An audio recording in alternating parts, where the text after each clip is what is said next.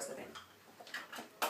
You're on the inside of a track of a rant, so just play along. You'll love it. All right. So you don't have to believe in conspiracy theory, like traditional, like the childish, sophomoric way of thinking about it. It's like, oh, you think that 5 guys are in a room somewhere with cigars making decisions that control the world. How silly. It's a cartoon. That's not what I'm saying. I'm saying don't even think about anything other than think about if you were a family and you were born, when you were born, you had $500 billion in your bank account. Or 50 billion, whatever. What do you think your upbringing is going to be like compared to ours? Are you going to worry about any of the same things? Could it be possible that happens for 2 or 3 generations, which you can track that back mathematically? You can track back that there's been families who have been ultra paid for many generations. Of course. Rockefellers. So, would they be, and you can see it in their writings too, that they view like the common public as helpless. They need to be controlled.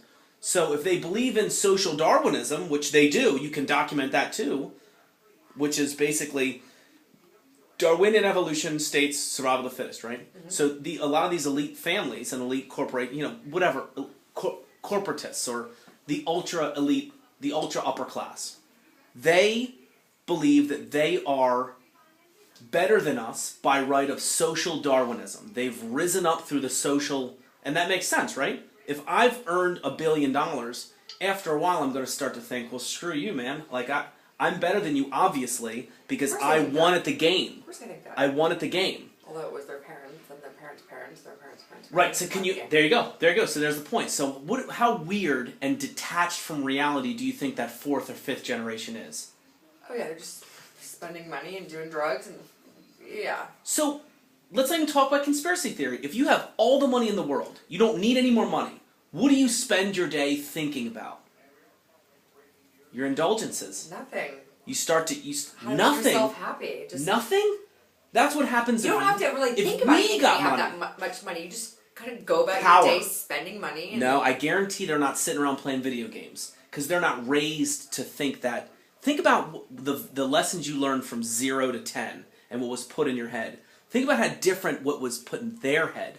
If I'm a father and I have $500 billion and I believe in social Darwinism, I'm going to teach my kids, look, those are the dregs. Those are the dregs. We are the divine rulers of this. You need to do this and don't do this, and they'd be smart. I mean, they would. Some of them go the complete opposite, become fucking kids. Sure, but there's more than enough that focus on power. They want power. They have power. It makes sense. They have it. Yeah.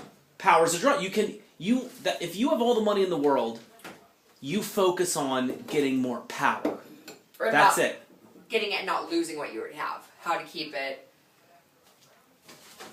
If you have that much, you're not really worried about losing it. You're not losing it. I'm not talking about the rich. I'm talking about the wealthy. The ultra rich. Exactly. You're never There's going to lose an that. ultra rich class. I don't worry about losing that money ever. It's not possible to lose it. Yeah, exactly. Just by Einstein said, if the common man ever knew about the power of compounding interest. Yeah.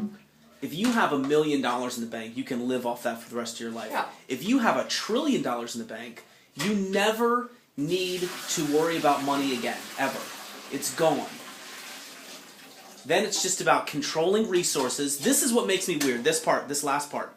It's just about controlling resources, because you want to control as many resources as you can, mm-hmm.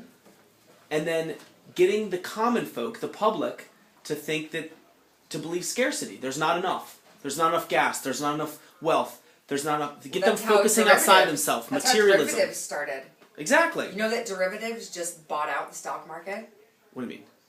Like, the derivatives bought them out. No, the derivatives can't buy anything. Derivatives are a complex financial instrument. They're like a mutual fund. So you're saying some people have used the speculators, the vulture class of Wall Street have used derivatives to buy the entire stock market. Yes. Yeah, sure. It's totally bought out and owned by derivatives now. Yeah, it's totally gone. Completely. Because not real derivatives really are just fake things based on what they think is going to happen down the road. Yeah, and you think someone came up with that by accident. Fake stuff. I'm a conspiracy theorist because I think there's someone that's smart enough to win. They'll never figure it out, man. They'll never figure this shit out. And we can pass laws. It's legal. Based on borrowing off something that hasn't happened yet.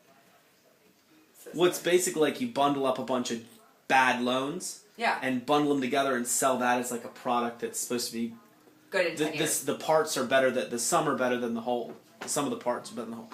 Whatever. Anyways. Do you like that? Whatever. That was a rant. Rant number 1.